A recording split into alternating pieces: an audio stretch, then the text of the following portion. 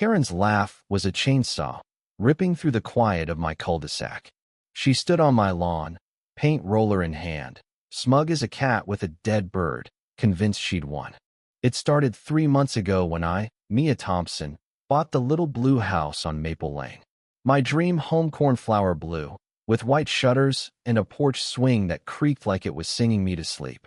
The neighborhood was perfect, or so I thought, until I met the HOA Karen sisters, Karen Pritchard and her sidekick, Karen Delaney.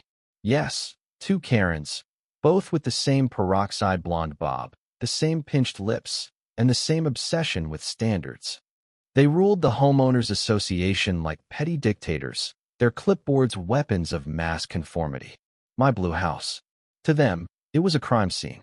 Beige is the only approved color. Karen Pritchard barked at our first meeting, her double chin quivering with righteous fury. Your house is an eyesore, Mia. Fix it, or we will. Karen Delaney nodded, her eyes gleaming with the thrill of control. I smiled politely, said I'd consider it, and went home to order hidden security cameras with color detection. If these 2 thought they could bully me into submission, they were about to learn a hard lesson. The HOA had rules, so did they have rules? Every blade of grass had to be 1.5 inches, every mailbox a specific shade of charcoal gray. But the paint rule was their holy grail. Beige, they said, was neutral, elegant, unifying. My blue house, with its cheerful vibrancy, was apparently a personal attack on their beige utopia. I wasn't just fighting for my home. I was fighting for my right to exist outside their monochrome tyranny. Weeks passed, and the Karens escalated. First came the letters, stuffed in my mailbox like passive-aggressive grenades, non-compliance notice. Then the fines, $50 a pop, piling up faster than my student loans. I paid them, kept my head down, and let my cameras hum quietly in the background, tucked into the eaves and disguised as birdhouses. I wasn't about to let these women steamroll me, but I needed proof of their overreach. And oh, did they deliver? It was a humid Tuesday evening when the Karen struck. I'd been at work, grading papers for my high school English class, when my phone pinged with a motion alert. The cameras caught it all. Karen Pritchard, waddling across my lawn with a can of approved Beige 47, and Karen Delaney, hauling a ladder like she was storming a castle. They painted my house-me beautiful blue house slathering on beige like it was their life's mission. Karen P. even laughed, a grating cackle, as she smeared paint over my porch swing. "This'll teach her," she said, oblivious to the cameras recording every smug word. I got home at dusk, my stomach dropping as I saw my house, now a lifeless slab of beige. But rage gave way to a cold, calculating calm. I had them. Every brushstroke, every sneer, every word was on my cameras, time-stamped and crystal clear. I called my neighbor, Sam, a retired lawyer with a knack for drama, and my student Lily, who'd been itching to expose the Karens on her TikTok. The stage was set. "Karen," I shouted, storming outside. The sisters froze, paint rollers in hand, their faces a mix of shock and indignation. Sam stood beside me, arms crossed, while Lily filmed from the sidewalk, her phone capturing the showdown. "You painted my house without permission. That's vandalism." Karen Pritchard scoffed, her jowls shaking. "We're enforcing HOA rules, you little rebel. Beige is mandatory. You should thank us for saving this neighborhood from your tacky blue." "Tacky," I said, stepping closer. "You think you can just trespass and deface my property because you don't like my taste? I've got cameras, Karen. Hidden cameras with color detection. I've got you on tape, both of you, painting my house and laughing about it." Their faces fell, and for a moment, the only sound was the distant hum of cicadas.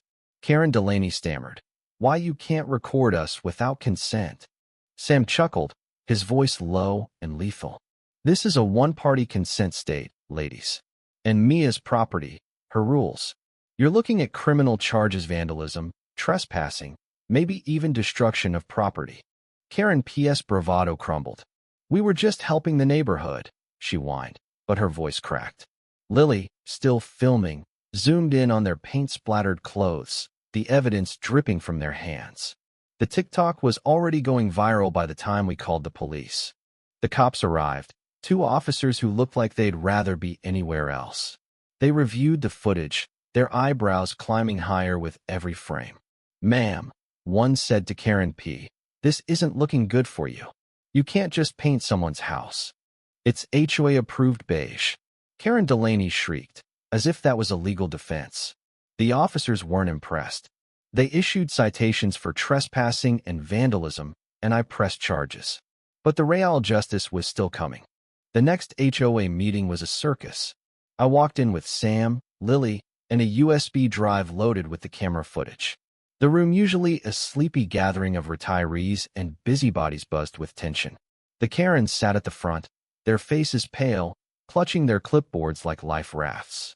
I plugged the USB into the projector, and the room gasped as the footage played. Karen P.S. cackle, Karen D.S. ladder, the beige paint swallowing my blue walls. Whispers turned to murmurs, then to outright shouting. "She can't do that," one neighbor yelled. "They've been bullying us for years," another added. The Karens tried to defend themselves, claiming they were protecting property values, but the room wasn't having it. Years of their petty tyranny, fining people for unapproved flower pots, dictating mailbox colors, had built a powder keg, and my footage was the match. By the end of the night, the HOA voted to remove them from the board. Karen P. stormed out, muttering about lawsuits, while Karen D. just sat there, deflated, her beige dreams in tatters. But the story didn't end there. Lily's TikTok blew up, racking up millions of views. Karen Beige betrayal trended for days, with memes of the Karens painting my house spreading like wildfire. Local news picked it up, and soon, the whole town knew about the HOA Karen sisters and their beige reign of terror.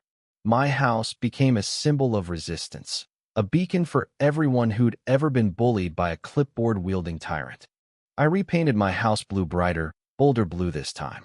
The HOA, now led by Sam and a few reasonable neighbors, scrapped the beige rule entirely. Karen Pritchard moved away, her real estate business tanking after the scandal. Karen Delaney stayed, but she keeps her head down now, her clipboard days over. Every time I see her at the grocery store, she looks away, her face a mix of shame and resentment. As for me, I sit on my porch swing most evenings, sipping iced tea and watching the sunset paint my blue house gold. The cameras are still up, just in case, but the neighborhood feels lighter now, freer.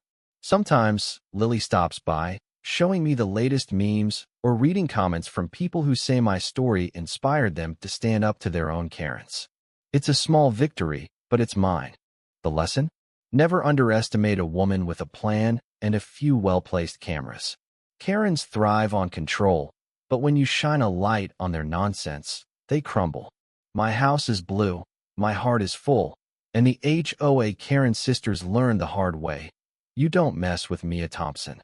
The end.